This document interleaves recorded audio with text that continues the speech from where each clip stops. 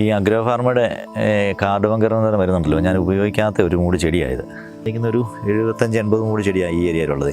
അപ്പോൾ ഇതിനകത്ത് പറഞ്ഞാൽ ഞാൻ മാറ്റി വെച്ചേക്കുന്ന ഞാൻ ഉപയോഗിച്ച ചെടിയും ഉപയോഗിക്കാത്ത ചെടിയും അതിൻ്റെ മാറ്റം നമുക്ക് പ്രത്യേകിച്ച് എടുത്ത് കാണാൻ പറ്റും. അതുകൊണ്ടാണ് തുടർച്ചയായിട്ട് ഇപ്പോൾ 6ാമത്തെ റൗണ്ട് ഞാൻ എടുത്ത് ഈ മരുന്ന് ഉപയോഗിക്കാനുള്ള കാരണം. അപ്പോൾ അതിൻ്റെ ആ ചെടിക്ക് അങ്ങ് വേര് കാണിച്ചില്ല, അതിനകത്ത് വേര് നമുക്ക് പൊട്ടിപ്പോയിക്കൊണ്ടിരിക്കുക.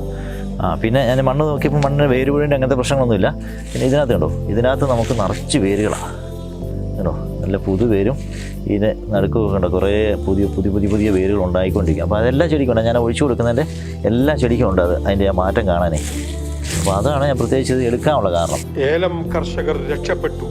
രാസവളങ്ങളുടെയും കീടനാശിനികളുടെയും സാമ്പത്തിക ബാധ്യതയിൽ നിന്ന് പ്രകൃതിദത്തമായ കാർഡമം കെയർ ഹോമിയോ വളം ജനങ്ങളുടെ ആരോഗ്യത്തെയും രക്ഷപ്പെടുത്തി. അനുഭവങ്ങൾ സാക്ഷി. ഈ പ്രോഡക്റ്റ് വാങ്ങുകയും യൂസ് ചെയ്തതിനു ശേഷം ഇപ്പോൾ ഒരു വർഷം കഴിഞ്ഞ് ഈ പ്രോഡക്റ്റ് ഞാൻ യൂസ് ചെയ്യാൻ തുടങ്ങിയത്. ഇപ്പോൾ കായിൽ ഞാൻ ആദ്യം എനിക്ക് കിട്ടിക്കൊണ്ടിരുന്ന കായും ഇപ്പോൾ കിട്ടുന്ന കായും ആയിട്ട് ഒത്തിരി വ്യത്യാസമുണ്ട്. ആദ്യം കിട്ടിയ കായ് തീർത്ത് ചെറിയ കായും ഇപ്പോൾ കിട്ടുന്ന കായ് 9 വോൾട്ട് കായുമാണ് ഇപ്പോൾ കിട്ടുന്നത്. അപ്പോൾ ഇതിനകത്ത് ഇപ്പോൾ കഴിഞ്ഞ വർഷത്തെയും ഈ വർഷത്തെയായിട്ട് പെർസെൻറ്റേജ് വെച്ച് നോക്കുമ്പോൾ ഒരു 80% വ്യത്യാസം ഇപ്പോൾ ഉണ്ട് ഈ ചെടിക്ക്. അങ്ങനെ പ്രതിവിധി കാണുവാൻ കഴിയാതെ വന്ന് ഇരുന്നപ്പോഴാണ് പ്രിയമകൻ ഇങ്ങനെ മനക്കൽ അഗ്രോ ഫാർമിൽ എന്ന് പറഞ്ഞൊരു മരുന്നുണ്ട് എന്ന് പറയാമെന്നൊക്കെ ഇടയിട്ടായിരുന്നു. അത് മേടിച്ച് പ്രയോഗിച്ച് കഴിഞ്ഞപ്പോൾ മുതൽ ഏലത്തിൻ്റെ കാവൊഴിച്ചിലും തണ്ടൊടിച്ചിലും വളരെ നിയന്ത്രിക്കുവാന്നൊക്കെ ഇടയായി തീർന്നു.